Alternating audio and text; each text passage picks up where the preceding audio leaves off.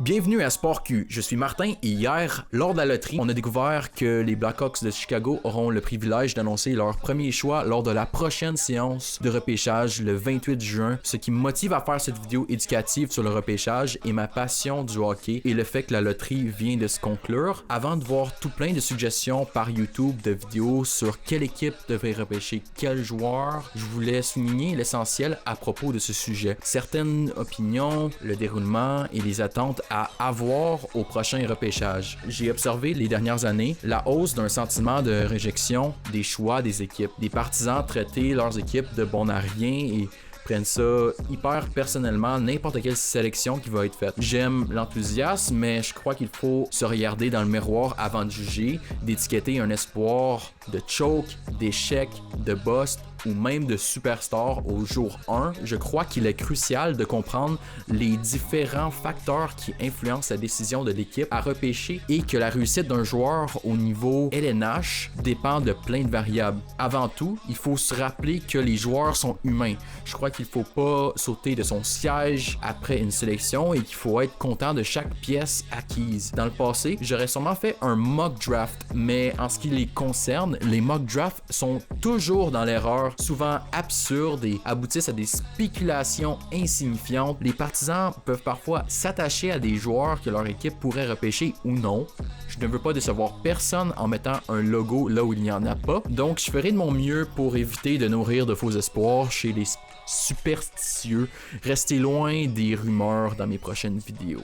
Le métier de joueur de hockey professionnel est le rêve de millions de jeunes, mais seulement une minorité de ces athlètes sont équipés et ont la chance d'exceller. Pour plusieurs, la carrière pro commence avec le jour du repêchage. C'est un moment dont ils se souviendront toute leur vie. Pour les amateurs de hockey, le repêchage de la LNH, c'est un moment excitant, car c'est à ce moment-là que les noms qui déterminent l'avenir de la ligue sont annoncés pour la toute première fois.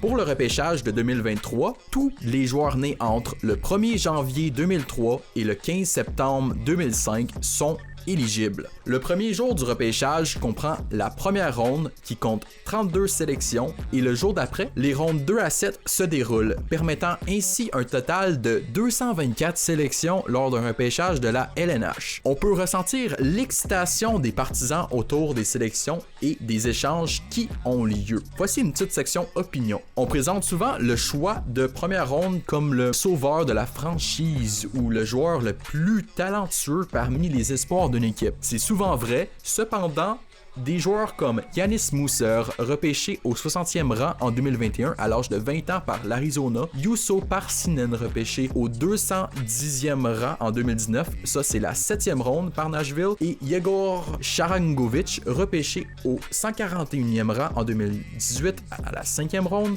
par New Jersey, ont été sélectionnés tardivement, mais ont déjà une carrière prometteuse devant eux, prouvant qu'il y a toujours des joueurs qui passent sous le radar lors du repêchage. Et même si vous n'êtes pas satisfait du choix de votre équipe, ben, il y a peut-être un joueur repêché dans les rondes d'après qui va connaître du succès et qui va peut-être devenir votre joueur favori. Donc, être repêché, c'est un premier pas, mais le parcours vers le succès ne s'achève pas nécessairement avec ce simple événement. La réalité pour l'athlète est qu'il faut faire preuve de détermination pour atteindre les rangs professionnels du hockey.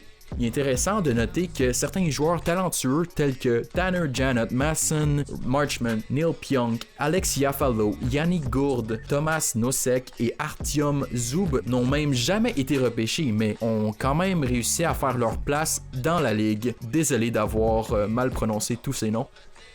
Le jeu d'avant était marqué par des coups à la tête et à des mises en échec violentes où les joueurs devaient savoir utiliser leurs points dès les rangs juniors. Le jeu était plus brutal et favorisait les joueurs les plus robustes. Heureusement, les temps ont changé, le jeu est plus sécuritaire, l'équipement est plus léger, permettant plus de vitesse. C'est un jeu qui est beaucoup plus fun à regarder. Aujourd'hui, on mise sur des entraînements de power skating qui travaillent la mobilité et l'explosivité. Dans le passé, durant la saison régulière, c'était tout le contraire. Les pratiques de hockey étaient souvent le seul entraînement que le joueur avait. Après les séries éliminatoires, le joueur prenait des vacances, mais un programme d'entraînement bien conçu, associé à une alimentation saine et à la discipline contribue au succès des joueurs passionnés de hockey jusque sur la feuille de poing. Ça, c'est la réalité en 2023. Sinon, pour le joueur de hockey, je crois que la réussite, ça repose sur plusieurs ingrédients essentiels. Un bon caractère, de la patience et une volonté de réussir. Sans ces qualités, les joueurs ne peuvent pas se faire valoir devant les entraîneurs ni les dépisteurs. Dans seulement 6 semaines, certains joueurs seront repêchés tandis que d'autres ne le seront pas. Les 224 joueurs nommés devront faire face à la pression de la couverture médiatique et aux attentes des partisans. Cette pression peut être à la fois une source de motivation et une de distraction malsaine. Je leur souhaite sincèrement la meilleure des chances et une bonne santé jusqu'au camp d'entraînement en septembre.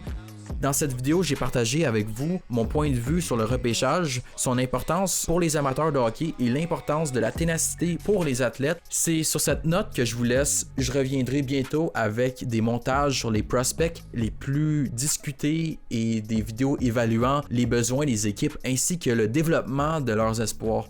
N'oubliez pas de liker cette vidéo si vous avez aimé et à bientôt.